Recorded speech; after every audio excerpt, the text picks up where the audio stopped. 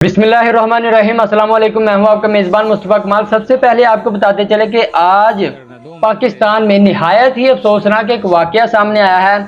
जो पाकिस्तान के निहायत ही JUIF से ताल्लुक़ था उनका, मौलाना इदरीस साहब, शेखुल हदीस मौलाना इदरीस साहब, उनको 4 सद्दा में उथमन ज़ई के इलाका में कत्ल कर दिया गया। उनकी गाड़ी पर फायरिंग की गई, उन्हें वहां पर कत्ल कर दिया गया, दिन दहाड़े कत्ल किया गया। मामला यहां तक पहुंचे कि उनके साथ जो 2 गनमैन थे वो भी शदीद जख्मी हैं। अब ये एक ऐसे मौका पर वाकया हुआ है जब पाकिस्तान सारी दुनिया में मीडिएट करवा रहा है, यानी कि मामलात यहां पर आए हैं कि पाकिस्तान ईरान और अमेरिका की जंग खत्म करवा रहा है। पाकिस्तान में नायब अमेरिका के जो नायब सदर हैं वो JD वैंस यहां पर आए थे।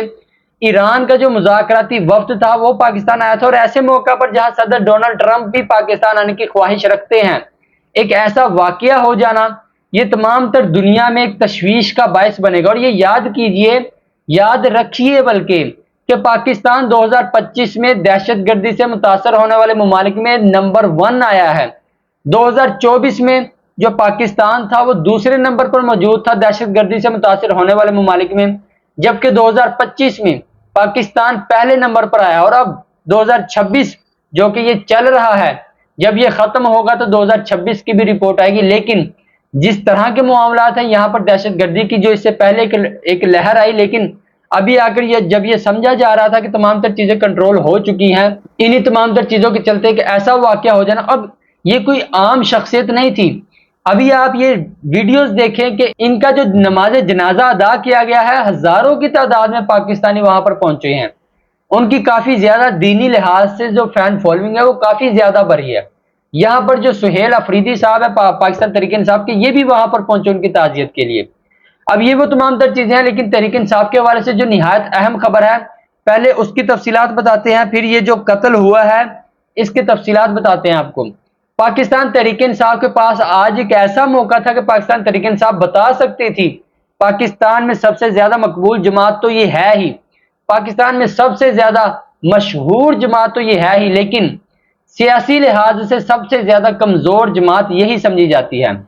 यानी कि इस जमात का आप अंदाजा यहां से लगाएं कि भाई इन्होंने खान साहब की रिहाई करवानी है नहीं करवानी, ये एक अलहदा मामला है, उसमें तो ये नाकाम होते दिखाई दे ही रहे हैं। लेकिन पाकिस्तान का जो अपोजिशन, जो पाकिस्तान इनको वोट दिए, इनको लाखों लाखों में गाजर मूली बैंगन पता नहीं किस किस तवे के ऊपर इनको लाखों में वोट डाले पाकिस्तानी अवाम ने, ये अपोजिशन में जाएं, अपोजिशन में जाकर पाकिस्तान के अवाम के हुकूक पर बात करें। यहां पर पाकिस्तान तहरीक इंसाफ के वोटों से इलेक्ट होने वाला जो अपोजिशन लीडर है महमूद खान अचकज़ई, वो ना तो पाकिस्तान की अवाम के रिलेटेड कोई बात करता है, वो इतने ज्यादा मुफाहमत पसंद है कि भाई यहां पर 401 रुपए पेट्रोल का रेट है, डीजल का रेट 401 रुपए। हमारे पड़ोसी मुल्क भारत जो कि दुश्मन है हमारा, वो भी यहां तक नहीं पहुंचा। बांग्लादेश जो हमसे आजाद हुआ है वो भी 300 से ऊपर नहीं पहुंचा अभी तक। और हालत यह है कि श्रीलंका जैसा मुल्क जो कि समझ में आता है 402 रुपए वहां पर लीटर मौजूद है, ना तो वो छोटा सा मुल्क है, ना तो उसकी कोई ईरान से ताल्लुकात है, ना तो अमेरिका से ताल्लुकात है, लेकिन पाकिस्तान जो कि मीडिएट करवा रहा है, ईरान से भी यारी है, अमेरिका से भी यारी है। आबने हुर्मत से पाकिस्तान के लगे जहाज वहां से गुजरते हैं आबने हुर्मत से, लेकिन पाकिस्तान इस वक्त सबसे ज्यादा एशियाई ममालिक में अगर सोचा जाए, समझा जाए और देखा जाए कि सबसे ज्यादा महंगी जो ऑयल की कीमतें हैं वो महंगे प्राइस पर सेल कर रहा है। और ओपोजिशन हमारी खामोश बैठी है, हमारी ओपोजिशन को ख्याल ही नहीं आता। पाकिस्तान में इस वक्त पंजाब में यहां पर एक 50 एकड़ की फिल्म सिटी बनाने का मंसूबा है, लेकिन हमारी ओपोजिशन खामोश है। IPPs के इतने घटिया मुआहदे किए गए।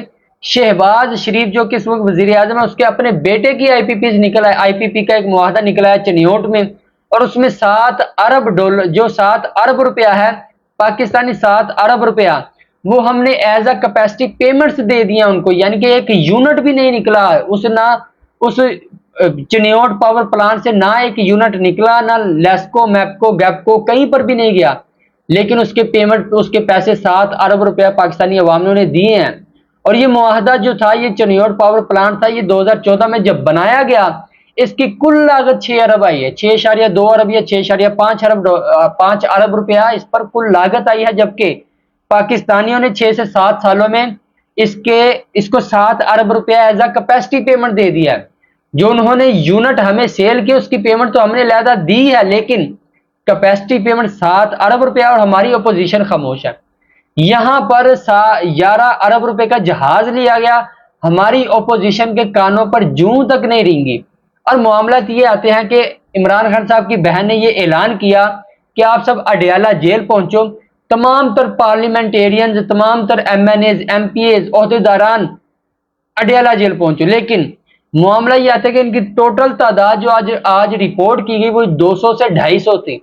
پاکستان کے سب سے مشہور جماعت، پاکستان میں ان کو بینگن، آلو بینگن پتہ نہیں کس کس چیزوں پر ان کو لاکھوں کی تعداد میں ووٹ دینے والی جماعت، عوام کو نہ تو انہوں نے عوام کا حق رکھا اور نہ ہی عمران خان صاحب کا رکھا. معاملات یہاں تک پہنچے کہ جو رپورٹ کیا گیا، جو ایم این ایز وہاں پر پہنچے، آج 80 کے قریب ان کی جو تعداد ہے وہ پاکستان کی نیشنل اسمبلی میں موجود ہے ایم این ایز کی، لیکن اڈیالہ جیل پر ان کی جو تعداد تھی وہ 20 سے 25 کے قریب تھی. جو ایم پی ایز تھی وہ تقریباً 70 سے 80 کے قریب جو تعداد ہے وہ وہاں پر آج پہنچے، جبکہ ان کی تعداد سینکڑوں میں ہے پاکستان میں. اور اسی کے ساتھ ساتھ جو سینیٹرز ہیں وہ 4 سے لے کر 6، یعنی کہ صرف 5 اگر اس کا ایوریج لگائے تو 5 کے قریب سینیٹرز جو ہیں وہ آج وہاں پر اڈیالہ جیل پہنچے ہیں. عمران خان صاحب کی بہن کی کال پر جب انہوں نے کہا کہ آج سب سے زیادہ عمران خان صاحب کو آپ کی ضرورت ہے، جب ان کو ضرورت تھی تو یہ زمان پارک کے باہر دروازے پر بیٹھ جایا کرتے تھے کہ ہمیں اب خان صاحب آواز دیں، ہم ابھی آتے ہیں. اور یہ جو پہنچے ہیں یہ بھی صرف خانہ پوری کرنے کے لیے پہنچے ہیں. یعنی کہ معاملات یہاں تک ہے کہ اس کی جو پاکستان تحریک انصاف کی سیاسی قیادت ہے وہ صرف 10% وہاں پر پہنچے ٹوٹل ملا کر بھی، لیکن جو پہنچے وہ بھی صرف تصاویریں اور ویڈیوز بناتے رہے اور خانہ پوری کی، اپنی تصاویریں بنائی اور وہاں سے رفو چکر ہو گئے. یعنی کہ علیمہ خانم صاحبہ وہاں پر بیٹھی رہی ہیں احتجاج کے لیے، لیکن جو آئے وہ آئے آدھا گھنٹہ بیٹھے وہاں سے اور وہاں سے نکل گئے.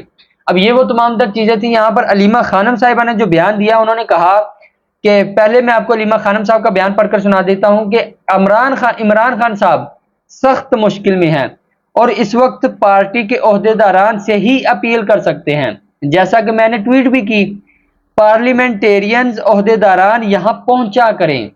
نورین خانم صاحب جو کہتی ہے ان کا میں بیان آپ کو پڑھ کر سنا دیتا ہوں. ہم کہتے ہیں پارلیمنٹیرینز اڈیالہ جیل آئیں، اگر نہیں آتے تو کارکنان جانے اور عہدیداران جانے، ہم تو خان کے لیے بلاتے ہیں اور خان کے لیے ہی یہاں آتے ہیں. یعنی کہ یہاں سے آپ اندازہ لگائیں کہ عمران خان صاحب کی جو بہنیں ہیں صرف یہ خون کا رشتہ ہے نا، باقی تو انہیں کسی عہدے پر نہیں بٹھایا گیا. وہ علیحدہ بات ہے کہ انڈائریکٹلی اگر پارٹی میں ان کا جو اثر و رسوخ ہے وہ بڑھا ہے، لیکن سیاسی لحاظ سے، کسی عہدے کے لحاظ سے نہ وہ ایم این ایز کی سیٹ پر کسی کو بٹھایا گیا، نہ ایم پی ایز کی، نہ کسی سینیٹرز کی. لیکن آپ آئیڈیا لگائیں کہ اگر عمران خان صاحب کی بہنیں نہ ہوتی تو اس وقت جو تحریک انصاف موجود ہے، کیا وہ عمران خان صاحب کو باہر نکال سکتی تھی؟ کیا وہ ان کے حق کے لیے آواز اٹھا سکتی تھی؟ اس کا اندازہ آپ خود لگائیں. اور یہ بھی دیکھیں کہ ایک خونی رشتے میں، اور ان کو جن کو لاکھوں کی تعداد میں ووٹ دلوائے، جن کو عہدوں پر بٹھایا، آج جب ان کی ضرورت آتی ہے تو وہ صرف چند نکلتے ہیں اور وہ بھی خانہ پوری کرنے کے لیے.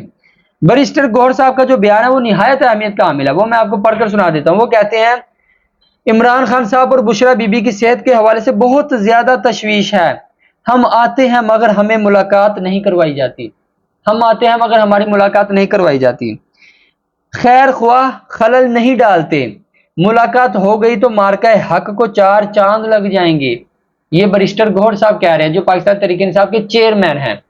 معاملات یہ آتے ہیں کہ جو علیمہ خانم صاحب ہیں انہوں نے محمود خان اچکزئی سے بھی ریکویسٹ کی. اب کیونکہ پاکستان تحریک انصاف کے ووٹوں سے ہی وہ اپوزیشن لیڈر ہے تو وہ انہوں نے کہا کہ آپ کے پاس اس وقت طاقت ہے، آپ عمران خان صاحب کا علاج کروائیں، انہیں اسپتال کے لیے علاج کروانے پر مجبور کریں حکومت کو، اور ہماری ان سے ملاقات کروائیں. لیکن حیران کن بات یہ ہے کہ خود محمود خان اچکزئی صاحب نے بھی کوشش کی تھی عمران خان صاحب سے ملنے کی، لیکن اپوزیشن لیڈر ہونے کے باوجود ان کی اپنی ملاقات نہیں کروائی جا رہی. اور حالات یہ ہیں پاکستان کے، یہاں پر جمہوریت کا راگ لاپا جاتا ہے، یہاں پر بتایا جاتا ہے انسانی حقوق کی بہت زیادہ یہاں پر جو ہے معاملات ہیں انہیں بہتر کیا جا رہا ہے، لیکن इंसानी हकूक के हवाले से मैं आपको बताता चलूँ, 1 कॉन्स्टिट्यूशन एवेन्यू पर जब 150 से 200 लोगों के घर थे, उन्हें खाली करवाया जा रहा था, अभी गिराया भी नहीं गया था, खाली कराया जा रहा था, तो वहां पर वजीर आजम साहब आते हैं, नोटिस ले लेते हैं। और जब वो वजीर आजम साहब के हाउस की बैक साइड पर चंद 100 गज के फासले पर जब गरीबों के, रेरी वालों के घर तोड़े जा रहे थे, उनकी चादर चार दीवारी को तोड़ा जा रहा था, तब वजीर आजम साहब को कोई नोटिस का कोई पता भी नहीं था कि वहां पर कोई ऐसे मामला हो रहे हैं। तब जबकि पाकिस्तान का सारा सोशल मीडिया इन चीजों से भरा पड़ा था। यहाँ पर शहबाज शरीफ साहब की अपनी बेटी के जो मामला थे, उन्हें 2 हफ्तों में इंसाफ मिला है, उसकी तमाम तर चीजें मैं आपको बताऊंगा। यहाँ पर तहकीक की है। अभी तक के लिए इतना ही। अपने मेजबान मुस्तफा कमाल को दीजिए इजाजत। अल्लाह हाफिज।